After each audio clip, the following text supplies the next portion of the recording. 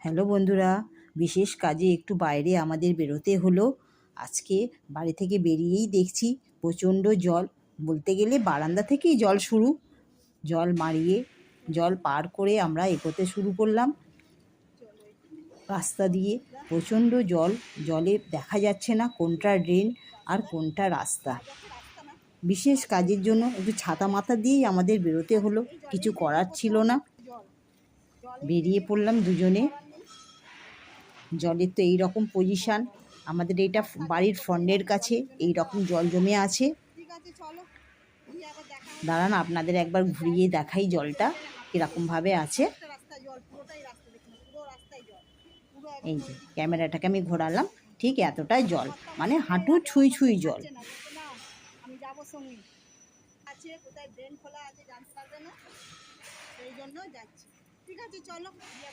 এরপর এসে গেলাম নস্করপাড়া রোডে।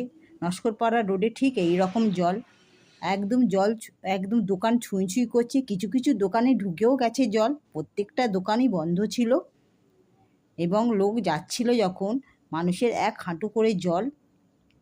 জল পার করেই মানুষ কাজে বেরিয়েছে।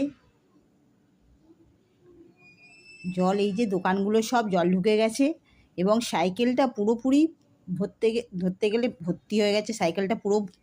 এবার মানুষের হাঁটু অবধি জল। এই অবস্থা এখন নস্করপাড়া রোডে।